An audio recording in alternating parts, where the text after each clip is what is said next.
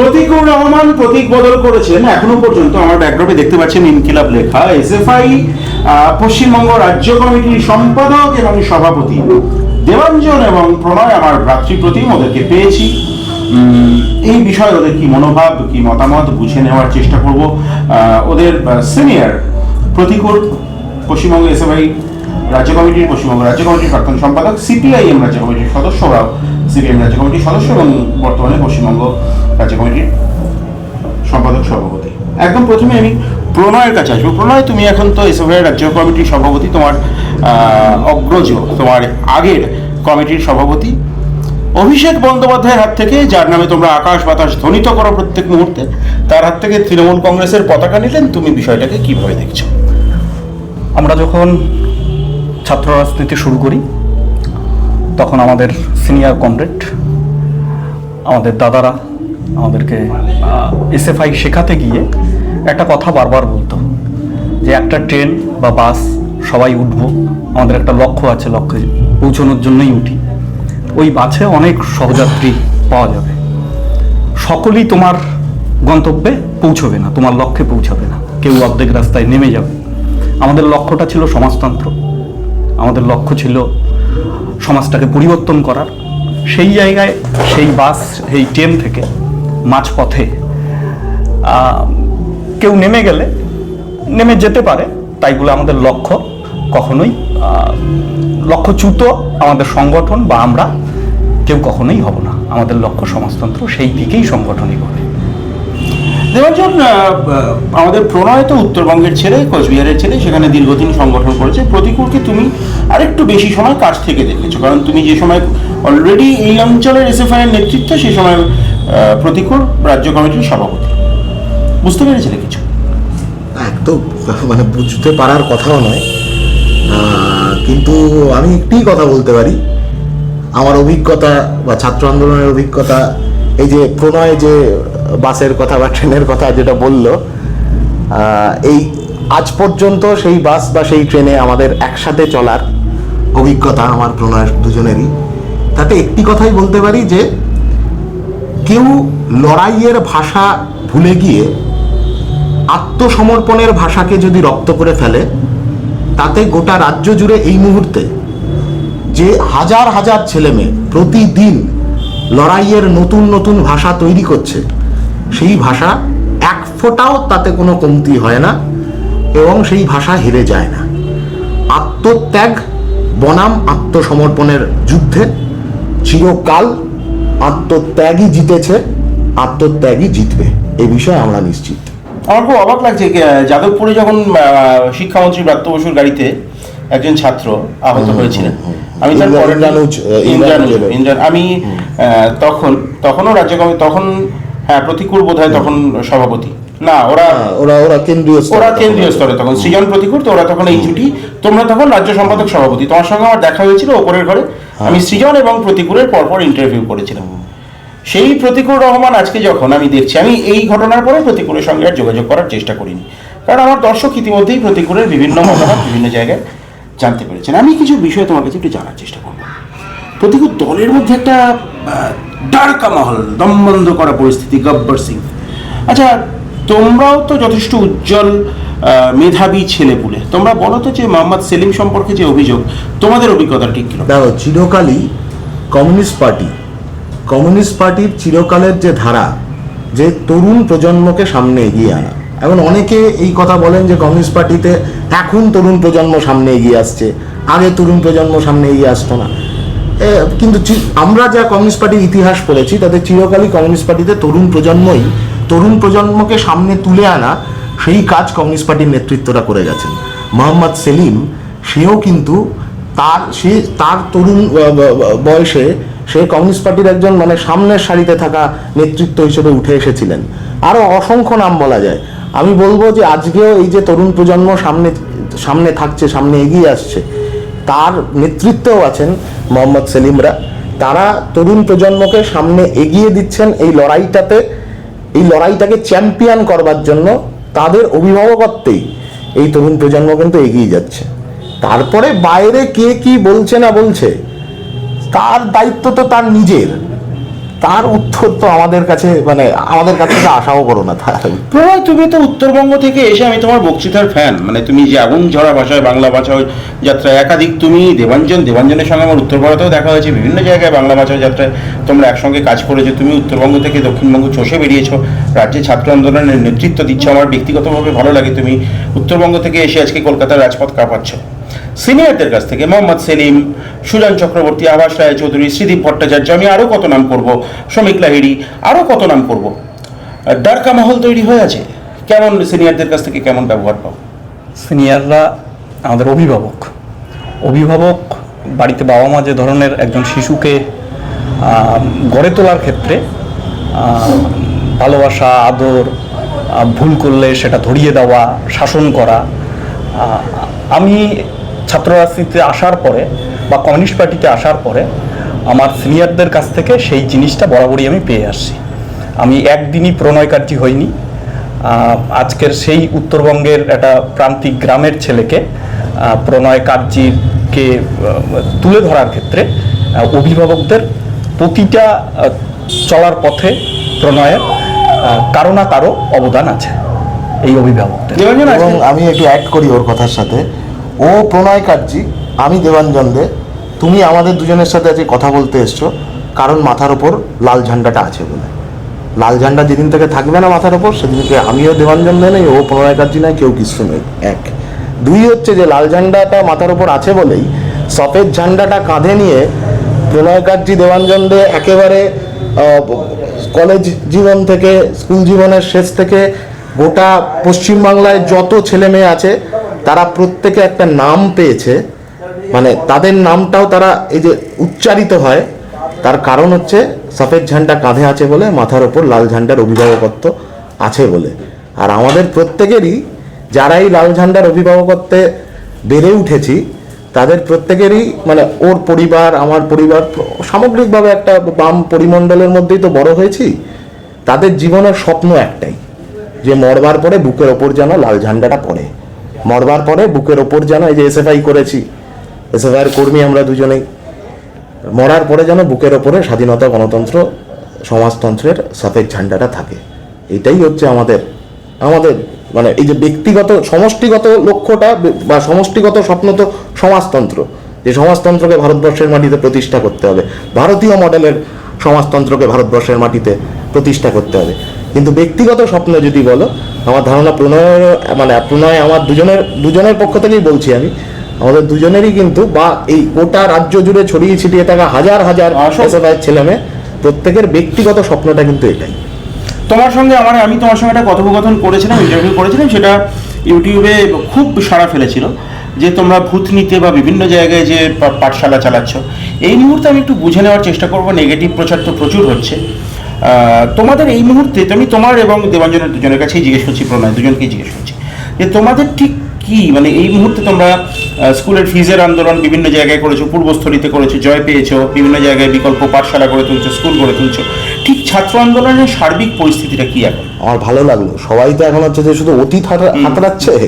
তুমি যে ভবিষ্যতের প্রশ্নটা করলে, ভবিষ্যৎটাই আসল, অতীত হাতড়ে লাভ নেই, সামনের দিকে তাকাও।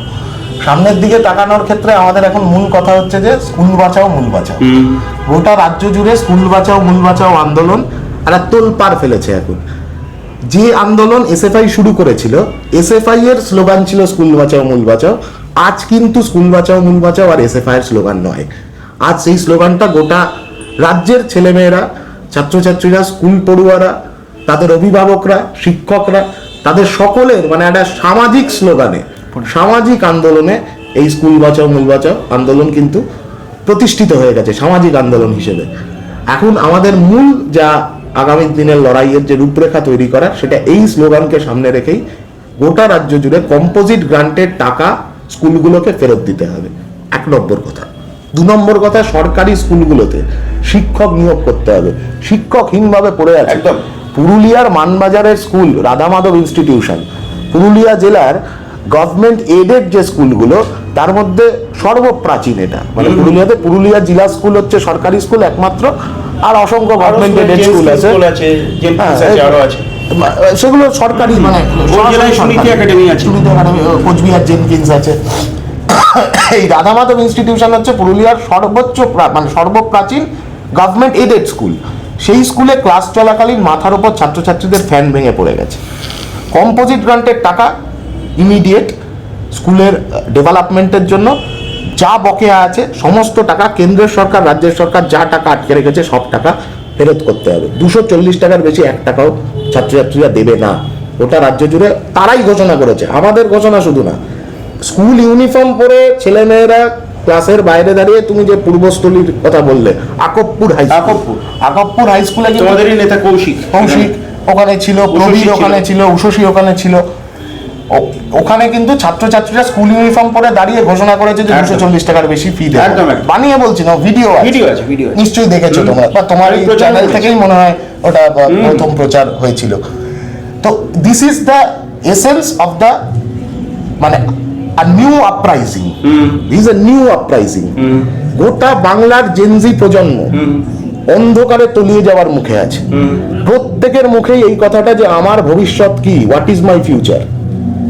অসংখ্য ছেলে মেয়ে তারা পরিযায়ী শ্রমিক হয়ে যাচ্ছে, লক্ষ লক্ষ ছেলে মেয়ে। উচ্চ মাধ্যমিকের পর কলেজগুলো সব ফাঁকা, মানে একাধিক, তুমি জেলায় জেলায় যদি রিপোর্ট নাও তুমি দেখতে পাবে একাধিক জেলাতে 70% থেকে 80% কলেজের সিট ফাঁকা। আগে হতো 70% থেকে 80% কলেজের সিট ভোট, বাকিটা ফাঁকা। এখন উল্টোটা ঘটছে।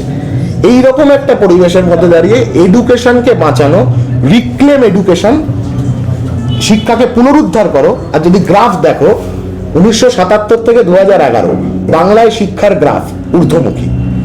কেরলে গত 10 বছরে শিক্ষার গ্রাফ ঊর্ধ্বমুখী। Left government, left governance, left policy, বামপন্থী চিন্তা ভাবনা, হায়ার এডুকেশন ফ্রি কেরালাতে। এই ভাবনাগুলোকে সামনে রেখে বাংলাকে পুনরুদ্ধার করার লড়াই আমরা লড়তে চলেছি সামনে। দেবাঞ্জন, তোমাদের আজকে কর্মসূচি রয়েছে ভাষা দিবস। আমি একদম তুমি উসকুস করা শুরু করেছো, স্বাভাবিক, আমি একদম বেশি সময় নেব না। আমি তোমার কাছে একটা প্রশ্ন করি। আমি গতকাল সুমন দেকে যে সাক্ষাৎকার দিয়েছেন গোটাটা জানার মানে দেখার সময় হয়নি। আমি তোমাদেরই সহকর্মী পৃথা তার ইন্টারভিউ করছিলাম, সেই ইন্টারভিউ ছড়িয়ে পড়েছে। আমি একটা প্রশ্ন তোমাকে করি। মুখার্জি বলেছেন, ধরে নিচ্ছি আমরা সিপিআইএম বা এই মুহূর্তে গণসংগঠনগুলোর সব থেকে উজ্জ্বল মুখ মুখার্জি বলতে মীনাক্ষী মুখার্জিকেই ধরে নেওয়া হয়। আরও বিস্ফোরক অভিযোগ করেছেন ডিওয়াইএফআইকে সামনে এগিয়ে দেওয়া হচ্ছে, তোমরা কোথাও গিয়ে পিছিয়ে পড়ছো। আমার পরিষ্কার মনে পড়ছে যে ইনসাফ ব্রিগেডে জনগণের ডাকে, জনতার যৌবনের ডাকে জনগণের ব্রিগেডে সৃজন ভট্টাচার্য তৎকালীন সম্পাদক এসএফআইয়ের বক্তা ছিলেন। বাংলা বাঁচাও যাত্রাতে তোমরা দুজনেই উজ্জ্বল মুখ ছিলে। তোমাদের মধ্যে কি এসএফআই ডিওএফআই বিভাজন হয়ে গেল? তোমরা কি মীনাক্ষী মুখার্জির উপরে তোমরাও ক্ষুব্ধ যে তাকে এগিয়ে দেওয়া হচ্ছে, তোমরা পিছিয়ে পড়ছো? দল এগিয়ে দিচ্ছে মীনাক্ষী মুখার্জিকে, তোমরা পিছিয়ে পড়ছো। প্রতিকুল রহমান বলছেন, মীনাক্ষীদি আমাদের পার্টির একজন লড়াকু নেত্রী, তাকে আমরা নেত্রী হিসেবে মানি। গোটা বাংলার যুব সমাজ যারা আছে, তরুণ প্রজন্ম, তারাও মনে করে। আমাদের মধ্যে এই জিনিস কখনোই কোনো দিন ছিল না। অভিভাবক, হ্যাঁ, এসএফআই ডিআইএফআই আমরা মানে ঘরের ভিতর বলি যে আমাদের দাদাদের সংগঠন, আর আমরা ভাইয়েরা, ঠিক আছে, আমরা কাঁধে কাঁধ মিলিয়ে, হাতে হাত মিলিয়ে লড়াই করছি। এই ডিআইএফআই এর ভূমিকা পালন করে, এসএফআই এর ভূমিকা পালন করে। এসএফআই যখন ওই দেবাঞ্জনদা বলছিল যে স্কুল ক্যাম্পাস, কলেজ ক্যাম্পাস, যেখানে আমরা ফি নিয়ে ক্যাম্পাসে ছাত্র সংসদ নির্বাচন নিয়ে আমরা যখন কথা বলতে যাই, আন্দোলন করতে যাই, সব থেকে বড় আঘাত যারা হানে তৃণমূল ছাত্র পরিষদ বা তৃণমূল কংগ্রেস, তাদের যে বাহিনী আছে তারা আমাদের কমরেডদের উপর আক্রমণ করে, যা যা করার করে। তাদের সরকারি যা ব্যবস্থা আছে তা প্রয়োগ করবার চেষ্টা করে আন্দোলনকে ভাঙার জন্য। আমরা যখন ক্যাম্পাসে এই লড়াই করি, ক্যাম্পাসের বাইরে যারা আমাদেরকে সাহস যোগায়, আমাদের জন্য দাঁড়িয়ে থাকে, তারা ডিআইএফআই। মানে মীনাক্ষী মুখার্জির প্রতি ঈর্ষা পরবশ প্রতিকুল রহমান, এরকম একটা ডিসকোর্স তৈরি হচ্ছে। পরিষ্কার বলে রাখা ভালো। আমি এসএফআই এর চিত্রটা বোঝার চেষ্টা করছি। বলছি তো, আমি শুরুতেই বললাম, তুমি যার কিছু স্টেটমেন্ট ধরে আমাদের প্রশ্ন করছো, তার স্টেটমেন্টের তো দায় তার। না, এসএফআই রাজ্য সভাপতি, সর্বভারতীয় তার স্টেটমেন্টের দায় তার। আমাদের খুব স্পষ্ট কথা, ও বলেইছে মীনাক্ষীদির সাথে আমাদেরও কাজ করবার অভিজ্ঞতা আছে। একদম আছে। রাদার আমি এবং প্রণয় যখন প্রথম দায়িত্ব পাই সেই সময় কিন্তু ডিওয়াইএফআই রাজ্য সম্পাদক সভাপতি রাজ্য সম্পাদক ধ্রুবদা তখন সভাপতি, পরবর্তীতে ধ্রুবদা এখন সম্পাদক, অয়নদা সভাপতি, সব আমরা এই বাড়িতেই আমাদের মানে থাকা খাওয়া সমস্ত এই বাড়িতেই কিন্তু, এবং ওই এক থালায় আমরা ভাত খাই, এখানে পেঁয়াজি বিক্রি হয় সুন্দর। তো কিন্তু মূল কথা হচ্ছে যে লড়াইয়ের রূপরেখা তৈরি করবার প্রশ্নে ছাত্র যুব আন্দোলন চিরকাল বাম আন্দোলনকে শক্তি জুগিয়েছে। এই যে আমরা বললাম স্কুল বাঁচাও মূল বাঁচাও, আমরা লড়াইয়ের রূপরেখা তৈরি করছি, ঠিক একই সময় যুব আন্দোলন এই মুহূর্তে দাঁড়িয়ে তারা শিল্প চাই, কাজ চাই, বাম পথে বাংলা চাই, এই স্লোগানকে সামনে রেখে লড়াইয়ের রূপরেখা তৈরি করছে। এই যে আমরা বলছি পড়াশুনোটা পার করাতেই হবে ছেলে মেয়েদের, ওরা এখন বলছে যে পড়াশুনোটা পার করানোর পরে তাদের কাজের বন্দোবস্তটা করতে হবে।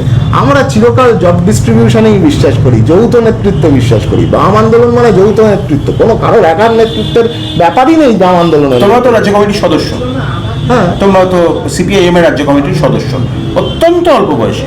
আমরা যে সময় সিপিআইএমকে সরকারে থাকতে দেখেছি সেই সময় বোধহয় ফ্লোটা এই বয়সে রাজ্য কমিটিটা হয়তো এতটা ভাবা যেত না। তার মানে এমনটা কি ধরে নিতে পারি নেতৃত্ব তোমাদেরকে যথেষ্ট স্কোপ দিচ্ছেন কাজ করার?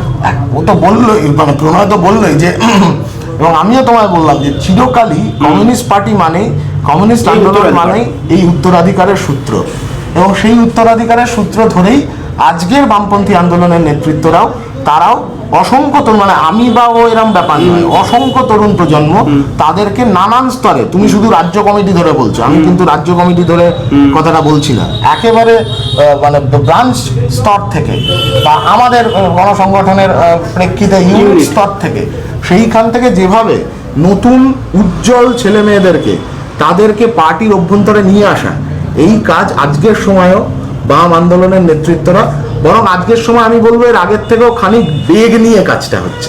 আমি দেবাঞ্জন, প্রণয় আমাকে আর বসতে দেবে না এখানে, ও অলরেডি উসখুস করছে। আমি প্রণয় তোমাকে শেষ ফোনও আসছে, আমি একদম শেষ দুটো প্রশ্ন তোমাকে একটা, দেবাঞ্জনকে একটা।